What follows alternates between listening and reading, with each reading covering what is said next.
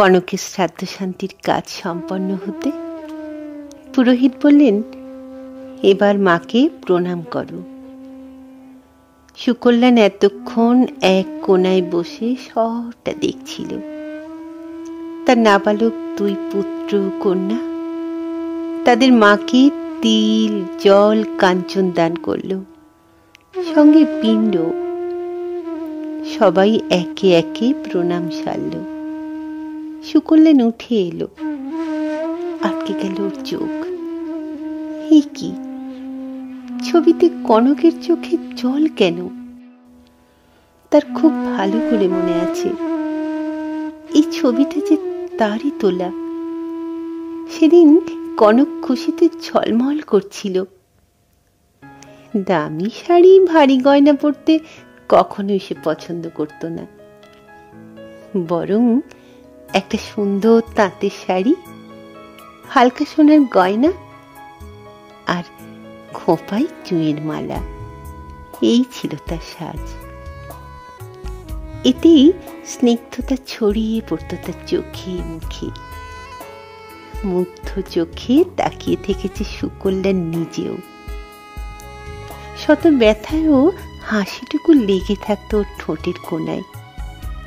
না, কখনো তা মলিন হতে দেয়নি কনক। সুকল্যাণের দিন যায় ব্যস্ততায়।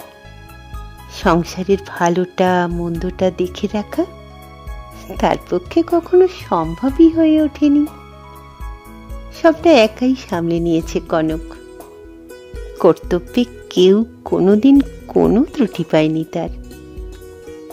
এর মধ্যে কখন যেন সে তার নিজের একটা জগৎ গড়ে তুলেছিল, তার স্বপ্নের জগৎ।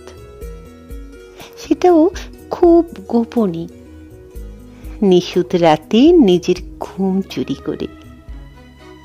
একদিন তা প্রকাশ্যে এলো।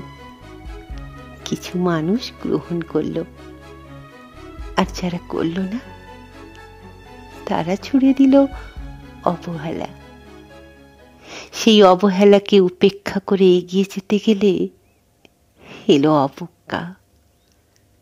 স্বপ্ন ভঙ্গ হলো। কনক বেসামাল, যেমনটা হয় চিরকাল, বাদ দেয় না সুকল্যাণও। কিন্তু তার মহত্ব এখানে, যতবার বুঝেছে ভুল, শুধরে নিয়েছে নিজেকে। কনকও লতার মতো জড়িয়ে থেকেছে সুকল্যাণকে। তবে তবে কখন এলো এত অবসাদ? আর কেনই বা এলো এই বিষণ্ণতা? কেউ কি তা বোঝেনি, নাকি বুঝতে চাইনি? তার ব্যক্তিত্বের সূক্ষ্ম গণ্ডি অতিক্রম করা কি এতই অসাধ্য ছিল? না, এই বিশ্লেষণের আজ আর কোনো মূল্য নেই। আজ সব আয়োজনই বৃথা।